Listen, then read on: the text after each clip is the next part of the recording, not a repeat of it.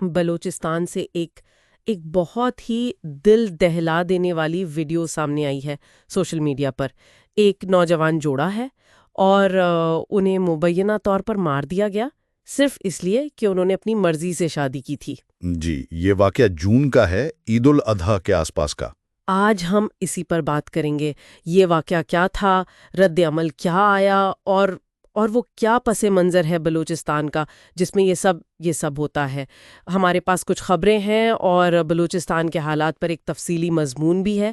کوشش کریں گے کہ سمجھیں کہ آخر یہ ہوا کیوں۔ بالکل، یہ واقعہ بلوچستان کا علاقہ ہے، کوئی ہنا دگاری یا سنجیدی کے قریب کا بتایا جاتا ہے۔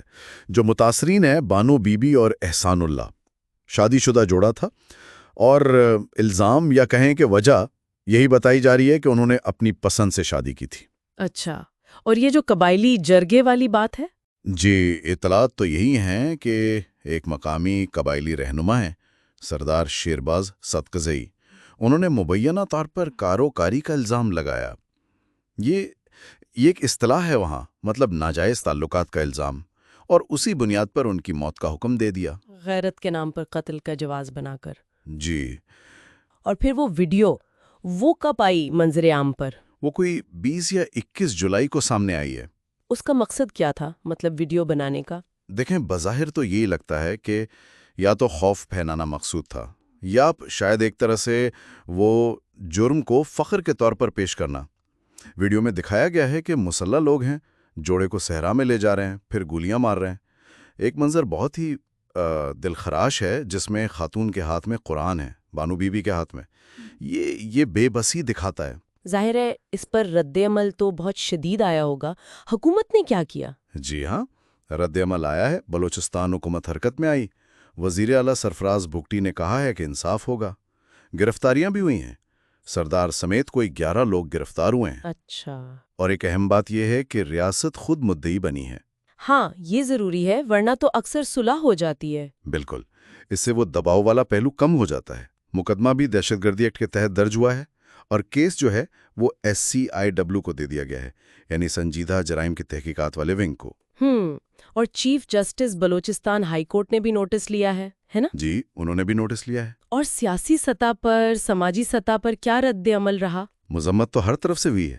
وفاقی وزراء، اپوزیشن لیڈرز، سب نے مذمت کی کارروائی کا مطالبہ کیا۔ پاکستان علماء کونسل نے بھی اسے غیر اسلامی کہا ہے، دہشت گردی قرار دیا ہے۔ صحیح۔ اور سوشل میڈیا پر تو آپ نے دیکھا ہی ہوگا، بہت زیادہ غم و غصہ ہے، انصاف کا مطالبہ ہے۔ سمیدین بلوچ جیسی سماجی کارکن ہیں، وہ بھی آواز اٹھا رہی ہیں۔ یہ رد عمل تو ٹھیک ہے، لیکن کیا یہ مسئلہ نیا ہے؟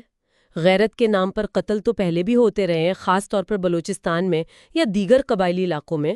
جی بالکل، یہ کوئی پہلا واقعہ نہیں ہے۔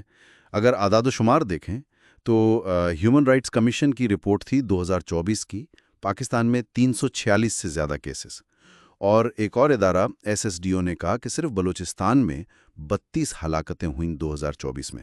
32؟ یہ تو بہت زیادہ ہیں۔ جی، اور قانون بھی بنا تھا 2016 میں، سخت کیا گیا تھا اس جرم کے خلاف۔ لیکن عمل درآمد؟ وہی مسئلہ ہے، عمل درآمد خاص طور پر دور دراز علاقوں میں بہت مشکل ہے۔ اور بلوچستان کا اپنا جو پس منظر ہے، وسائل بہت ہیں، لیکن ملک کا سب سے بڑا اور شاید سب سے کم ترقی یافتہ صوبہ بھی ہے۔ پھر وہاں ایک شورش بھی چل رہی ہے عرصے سے، خود مختاری کے مطالبات ہیں۔ اس سب کا ان واقعات سے کوئی تعلق بنتا ہے؟ بالکل بنتا ہے، گہرا تعلق ہے۔ دیکھیں، بلوچستان کا علاقہ بہت وسیع ہے، دشوار گزار ہے۔ کئی جگہوں پر ریاست کی رٹ یا عملداری وہ کمزور نظر آتی ہے، تو وہاں جو روایتی قبائلی نظام ہے وہ بہت مضبوط ہے، سرداروں کا اثر و رسوخ ہے۔ اور یہ جو شورش ہے، وسائل کی جنگ ہے، اس نے بھی ریاستی اداروں کو آپ کہہ لیں کمزور کیا ہے۔ جی۔ تو ایسے میں پھر ہوتا یہ ہے کہ قبائلی فیصلے یا قبائلی قانون وہ ریاستی قانون پر حاوی آ جاتے ہیں۔ جی، جیسے اس کیس میں مبینہ طور پر سردار کا حکم سامنے آیا۔ اچھا، تو ایک طرف ریاست دہشت گردی کا مقدمہ بنا رہی ہے اور دوسری طرف قبائلی نظام ہے جو اپنا انصاف کر رہا ہے۔ یہ تو بڑا تضاد ہے۔ جی، یہی وہ پیچیدگی ہے جس کی ہم بات کر رہے ہیں۔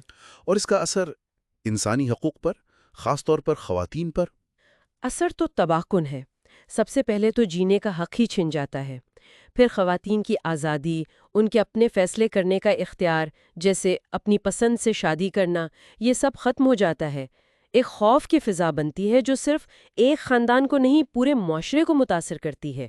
تو اگر ہم سمیٹیں بات کو، تو یہ واقعہ صرف ایک جرم نہیں ہے، یہ بلوچستان میں قانون کی حکمرانی، قبائلی روایات، انسانی حقوق، ان سب کے بیچ کی ایک کشمکش کو دکھاتا ہے۔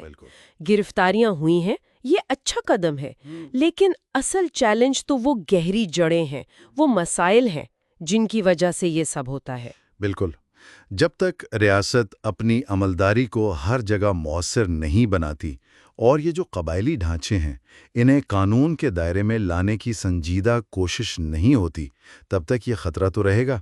یہاں ایک سوال یہ بھی اٹھتا ہے کہ کیا اب ایسا ہو گیا ہے کہ کارروائی تبھی ہوگی جب کوئی ایسی ویڈیو وائرل ہو جائے؟ اور کیا صرف گرفتاریاں کافی ہیں، یا معاشرے کے رویوں میں، انصاف کے نظام میں، ریاست کی عملداری میں، ان سب میں گہری تبدیلیوں کی ضرورت ہے؟ یہ سوچنے کی بات ہے۔